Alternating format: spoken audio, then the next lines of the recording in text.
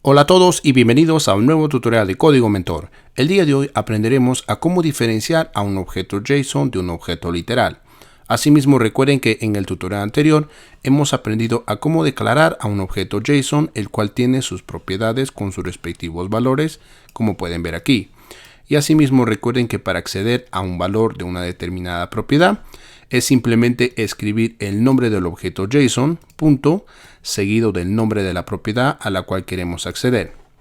Entonces, para poder diferenciar a un objeto JSON de un objeto literal, es muy importante la declaración de una propiedad. ¿Qué quiere decir? Que recuerden que al declarar una propiedad en un objeto JSON, es muy importante utilizar las comillas. Pero en un objeto literal no es necesario dichas comillas. ¿Qué quiere decir? Que simplemente escribiríamos nombre. Lo mismo con esta propiedad. No sería necesario las comillas. Entonces escribiríamos apellido y así sucesivamente. Asimismo, quisiera decirles que al trabajar con un objeto JSON, necesitaríamos importar a dicho objeto JSON desde un API o un servidor, y para ello utilizaríamos algo conocido como Ajax, pero eso lo veremos posteriormente. Entonces, para poder diferenciar a un objeto JSON de un objeto literal, vamos a hacer lo siguiente. Vamos a escribir a todo este objeto JSON en una sola línea. ¿Qué quiere decir? Que escribimos a esta propiedad con su valor en la parte de arriba, lo mismo con la segunda propiedad y así sucesivamente. Luego de escribir a todo el objeto JSON en una sola línea, lo vamos a convertir en una cadena, que quiere decir que vamos a escribir a toda esta línea de código dentro de comillas simples. Entonces, en este espacio de aquí escribimos la comilla simple y lo cerramos en este espacio de aquí. Y de esa manera todo este valor sería una cadena.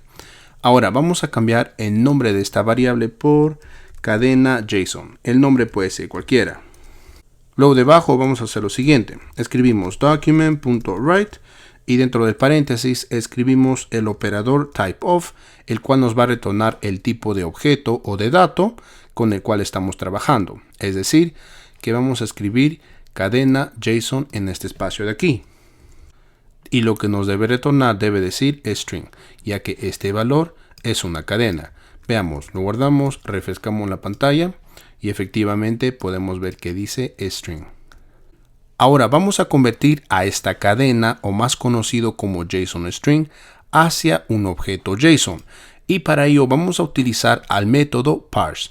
Entonces, en primer lugar vamos a crear a una nueva variable, la cual lo vamos a llamar persona JSON, el cual va a ser igual a JSON punto seguido del método parse, y dentro de los paréntesis escribimos el nombre de la cadena la cual está siendo convertida, es decir, cadena JSON, y de esa manera estaríamos convirtiendo a dicha cadena hacia un objeto JSON, y dicho valor está siendo almacenado en esta variable.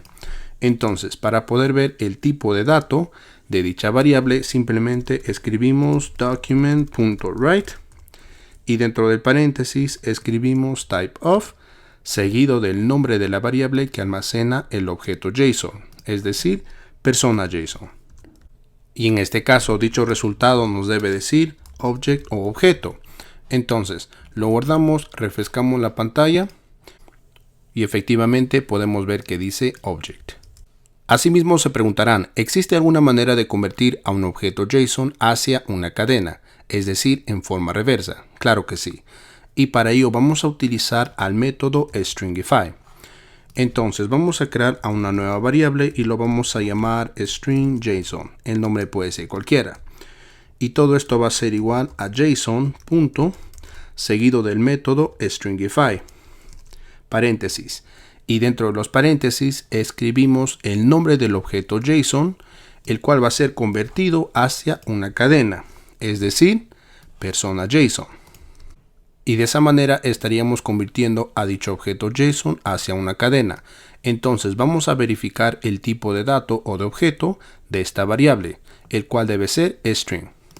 Y para ello simplemente escribimos document.write y dentro del paréntesis el operador typeOf seguido del nombre de la variable string JSON, cuyo valor debe decir string. Veamos, lo guardamos, refrescamos la pantalla y podemos ver que dice string. Correcto. Y de esa manera hemos aprendido a cómo convertir a una cadena hacia un objeto JSON utilizando el método parse.